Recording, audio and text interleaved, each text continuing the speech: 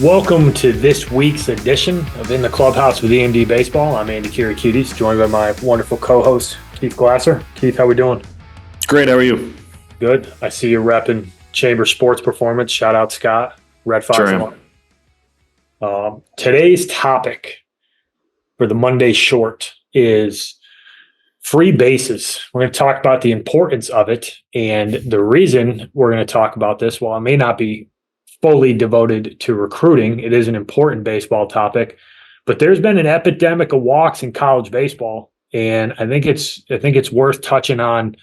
One of the things that is strongly tied to winning and success at the college level, and something I think high school players can be aware of from an evaluation perspective, but free bases, defined as errors, walks, hit by pitches. We used to track stolen bases as well as first to thirds and dirt ball reads as a part of our free base mix, but I'm sure we could, get into the details there. But I'm going to kick it over to you to get this thing started. As a former head coach, I think you fully understand the value of winning the free base battle. Yeah, you can throw in balks and wild pitches past balls as Fair. Well.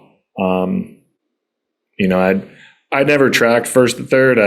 That's an interesting one. I don't think there's a wrong.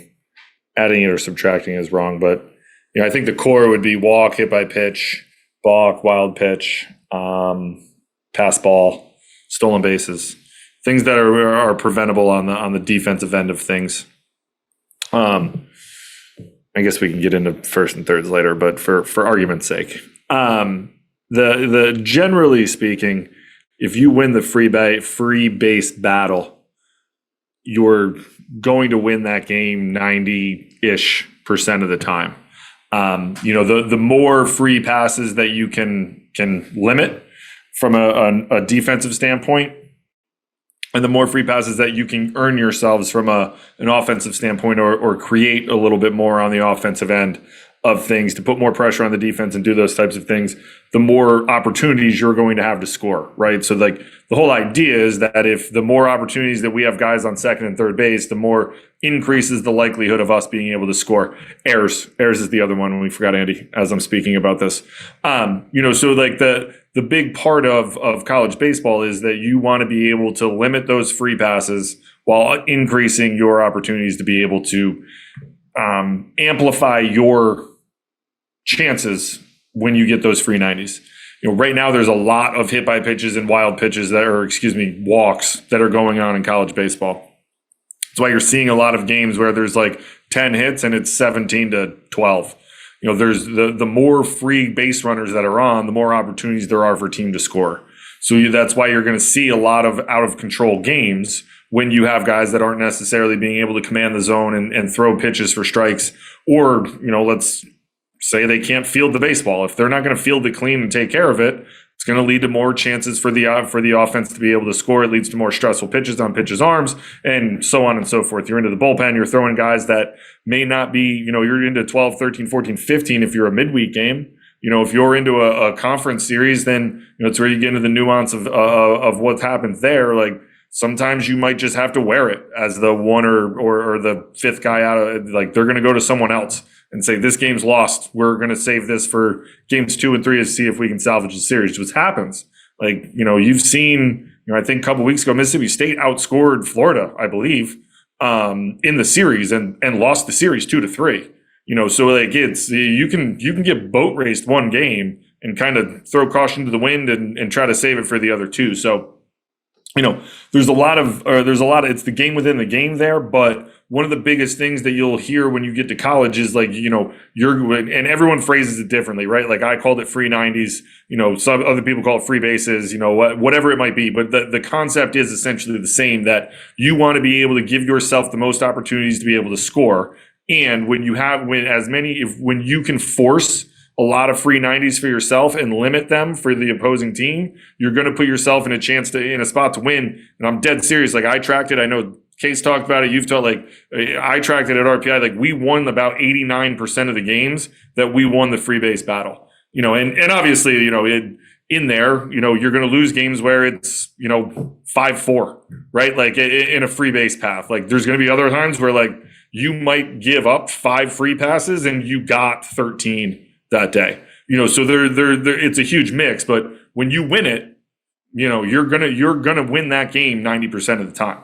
And even if you lose it, it might be it's going to be a pretty tight game. And that's where you want to be. When you can limit those things, it gives you the opportunity to be in the game late and pull out a win. Yeah, we had Case on, and it was kind of the start of this conversation. And obviously, we were talking with Jonathan about college baseball and everything, but we had tracked it at William and Mary, and this predates me, and I know Case has been tracking it ever since. So we're probably looking at close to 12 years worth of data. And I think it was up in the close to mid 80s, right? So, you're 89, our 84, 85. Like, if that's not enough to tell you how important it is to, one, create free bases, as well as prevent free bases. If you're a football fan, you can kind of liken it to turnovers. If you give the offense more chances to score the football, you're going to more than likely lose that game. Same thing with baseball, is that the more base runners that are on, the more bases that you end up giving up, the more guys who end up in scoring position, like you're creating opportunities. And yeah, you can win sometimes when you don't, but I don't think the data lies with this one, that if you can prevent free bases and or create free bases, you give yourself a better chance to win. And there's 2 things I want to hit on. One is kind of how you frame it on the offensive and defensive side of the ball. And on the offensive side, it's really getting guys to buy into a team approach, right? Being able to grind out in a bat, take a walk, aggressive on the base pass. Is why I mentioned the first and third. From an offensive perspective, we used to track that because we wanted our guys to be ultra aggressive, trying to take that base and force guys to throw, make good decisions with the baseball. But the other one that in college is incredibly important, and it differs hugely from the professional game, is that getting the ball in play creates opportunities to get on base. And I think a 2-strike approach and being able to grind out at bats isn't a really important thing. And then on the defensive side, it's about converting balls that hit your glove into outs, making sure the ball goes to the right place, being able to manage the running game. Stuff like that seems very simple, but is really consequential when you start to look at how all of this stuff fits together. And the other piece is the downstream effect.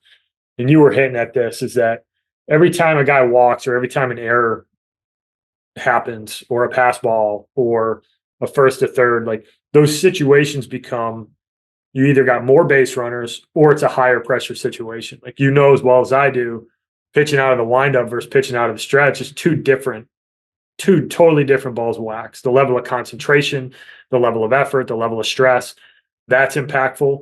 But I was having a conversation with one of our friends the other day, and one of the things he was trying to impart on his team is that things that happen at the beginning of the game, in that moment, you may pitch yourself out of a jam, right? A 2-out walk, or not turning over a double play. And you end up getting out of that inning with nobody scoring. And it's like, good, 0 up on the board. But the downstream effect is you may have just turned that lineup over. And if you get into a tight game, that could be the difference between facing the top of the lineup in the 9th inning or facing the 7, 8, 9 guys in order to try to close out that game. And that was something that happened to them this weekend. Was a couple mistakes early in the game gave the opportunity for the opposing team's best hitter to come to the plate in a tough spot. And it ultimately ended up biting them. And, it's easy to see. It's easy to look at the short term and go, we got out of that inning, no big deal. But understanding the downstream effects, I think, is what really highlights how important it is to be able to challenge guys in the strike zone, how important it is to be able to turn routine plays into outs, how important it is to be able to manage the running game effectively. And it's stuff that college coaches, when they're evaluating guys in high school, they're looking for guys who can either create free bases or who can prevent free bases. So the ability to manage an at bat really well, being able to run the bases really effectively, and being able to defend, like those are 3 really valuable traits that college coaches absolutely 100% tune into when they're going to evaluate a player, because the hit tool and the run tool, those are generally pretty easy. But how can you take that into the field? Can you manage a good at bat? Can you get the ball in play? Do you swing and miss a lot? Like coaches are looking at that kind of stuff, and I think it ties into this free base conversation. Yeah, no doubt. It's a giant piece of the puzzle that is going to be talked about and drilled into you and coached into you during your career when you're in college is really what it comes down to. These are things that, when your coach talks about things that are controllable, like these by and large are things that are controllable. Like, we can control throwing strikes. We can control wild pitches because it goes back to throwing strikes. We can control pass balls because we can catch the baseball. The errors are controllable. And we all know this, like errors happen, pass ball, like it all happens. The idea is that we're limiting them and mitigating that as much as we possibly can. Balks, controllable. That's my thing is, and that's why I push back a little about first and thirds. Like, to me, it's a little tough. Like, dude backsides a double in the gap, like gave up a free base on, is that a free pass when you got beat by the offense when, you can't really like, I would get it if you threw it to the wrong cutoff guy. Like, I would say the free 90 would be like, you didn't keep the double play in order because you went front side to try to throw the guy out at third. And we didn't keep the double play in order because we sailed the cutoff man and guy went, to second. That I would argue would be a free 90. Like someone going first and third, I'm not, we can debate this with somebody later on. You want to fight about this right now on the pod, Keith? No, I don't. But you know what I'm saying? Yeah, like I get what you're saying. Like a true first and third, I wouldn't see as a free 90. Like I would argue, and then same thing. Like second to guy scoring second to home. Like hey, we sell the cutoff man, and the dude moves up from first to second when he was going to score for free. Instead of, we ain't throwing him out. We deliver it to second base. We keep the double play in order. Instead, we sell it home.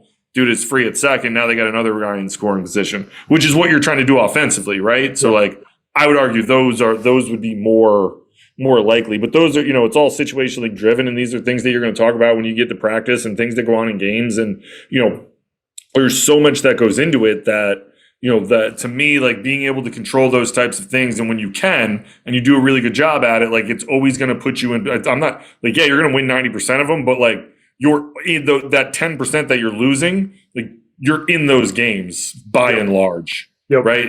And it could go like you could tick down a little bit year to year depending on what it is. Like, hey man, you might lose a handful of one-run games. Like, we did a pretty good job of free 90s in 2022, and we had a long, arduous process with what we had to deal with our team, and I was super proud of those guys. But like, we were 1-10 in one-run games. We did a really good job. We did a better job than I thought we were going to do with free 90s. So like, you do a little bit better job. Maybe you win instead of being 1-10, you're 6-5 or 5-6. And that can change the course of your season. Those 5 or 6 wins. When you get into playoffs and when you get into hosting and doing those types of things, and it gives you a little bit more confidence. But, I used to track them for the whole league, and you could pretty much know when you got the playoff time who had a really good chance of being able to be successful, because generally speaking, the teams that always ended up in the finals were the teams with the lowest per 9 free 90 game. So, it's generally no secret. If you wanted to go through, I would argue that if you went through most conferences, the teams that are at the top are all the best in limiting the amount of free 90s that they're giving up. Yeah, and you see it like it specifically when you get into conference play, and you start looking at like some of the highest level of college baseball. To your point, the margins are so thin that the difference can be a pass ball. The difference can be a 2-out walk that extends an inning, that allows you to get your lineup back around for the 8th inning. Like the margins are so thin in college baseball at times that one free base can be the difference.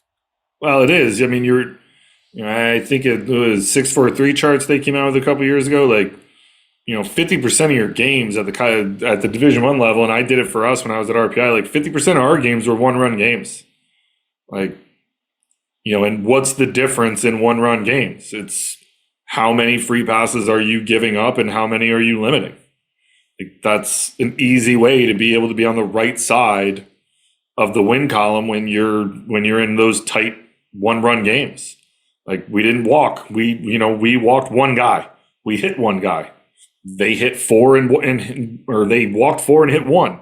Like, there's 5 free base runners right there. And that puts more pressure on the defense, and that puts more pressure on the pitcher. And there's a lot more goes into it from that standpoint. So, when you're playing tight games, and you're right, the margins of error are super thin. Like, when games are tight, like, that's the difference.